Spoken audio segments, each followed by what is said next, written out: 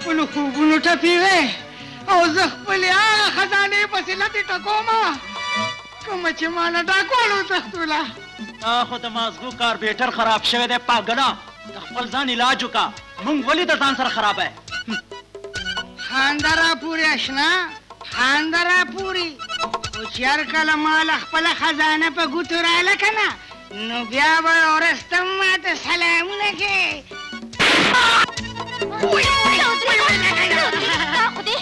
سلام دین بچیا تا خو دې بې خوبه تا خو زما زوی خراب کړو. دا مونږ چا خراب کړو؟ ستا زوی خو د مخکې نه خراب دی نو د خراب به څه خراب شي؟ نن به زه ستا سرمن وباسم. نن پرېږدم نن ستا خو دې سټه وباسم نن دې رکشه پرېږده له ما نن زه تا نه پرېږدم. نن دې مسلمانو مورې پرېږده دې ګنې اوس به ټول مالت راغونډ کي. دې ډېر غټ شیطان دی. د نه خو شیطان هم پناه غوښتې ده. کم د چا شیطان نه کم نه. تاسو دواړو خو زه تر پوزې له راوستم. ورشئ زر تیار شئ او د ونیسه پیسې او بازار ته لاړ شئ سودا راوړئ. ښه مورې ته چې تیارې کا موږ به سودا راوړو. دا پیسې ماله راکړه تا نه به روکې شي راکړه ماله. بابا دوایي خو ختمه شوه.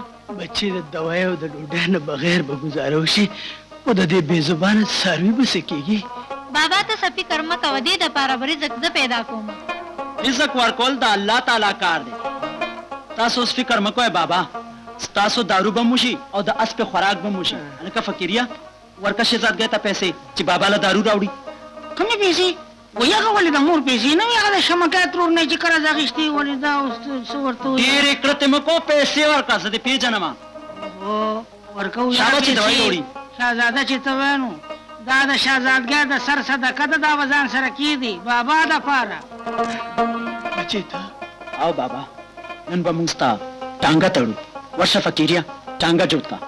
ما وایي چې دا ټانګه به ته جوړ کړې ما له چل نه راځي او که دې خوښه وي نو زه به دا جینۍ جوړ کړم.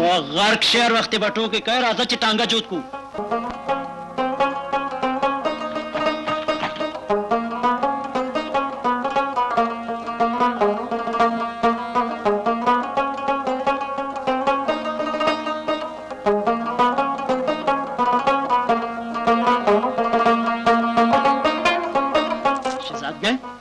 بابا جوړ وده شو او ده شو بس ټیک ده موږ به سبا راشو ځه چې ځو. دا څه کوې فقیریا پیسې ورکړه.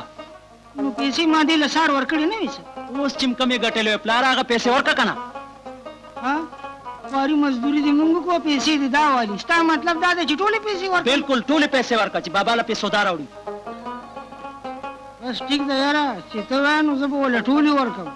یو خبره ده مور له به بیا جواب ته ورکړې زه پکې نه یم ګورې مور به نن ستا ډېره سخته په غوسه